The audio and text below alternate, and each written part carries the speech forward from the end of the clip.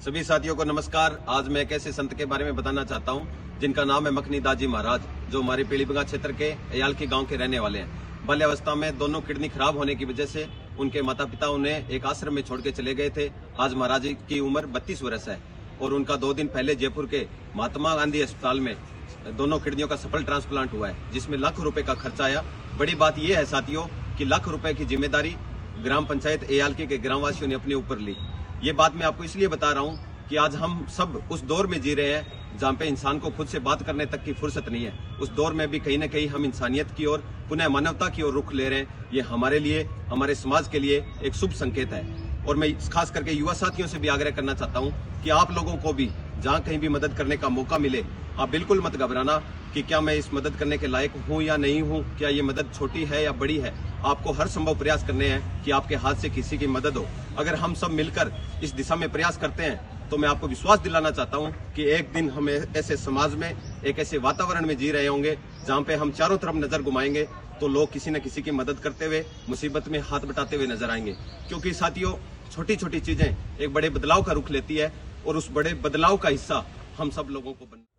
जय किसान साथियों, तो अभी सुना आपने भाई पारुल गोदारा को किस प्रकार से अयालकी गांव के एक बाल संत बचपन में ही इनके माता पिता एक साधु को सौंप के चले गए थे और दोनों किडनियां बचपन से इनकी खराब थी। ये भाईचारे और सामाजिक सद्भाव और इंसानियत की जीती जागती मशाल है कि पूरे अयालकी गांव के लोगों ने मिलकर एक साधु की दोनों किडनियों का सफल ट्रांसप्लांट करवाया है। और भाई पारुल गोदारा ने जो बात कही है कि इंसानियत को जिंदा रखने के लिए हमें इस प्रकार के काम करते रहने चाहिए, ये बदलाव का हिस्सा बनना चाहिए। हमारे समाज में आज भी 80% आबादी उस तबके से आती है जो आधारभूत अधिकारों से भी वंचित है। शिक्षा, स्वास्थ्य, आज एक किडनी ट्रांसप्लांट के लिए हमें जन सहयोग लेना पड़ता है या पूरे गांव को इकट्ठा होकर यह काम करवाना पड़ता है, तो सोच सकते हैं कि देश के अंदर मेडिकल व्यवस्था किस प्रकार की है। हम सब भाइयों को अपनी सामाजिक सौहार्द, अपनी एकता और इंसानियत की इस प्रकार की मशाल जो है वो जलाते रहना चाहिए, ताकि भविष्य के अंदर जरूरतमंद लोगों को ये दिन ना देखने पड़े कि उनको हाथ फैलाना पड़े। अयालकी गांव के लोगों का बहुत बहुत साधुवाद, धन्यवाद कि आपने इंसानियत की एक जीती जागती मिसाल पेश की है।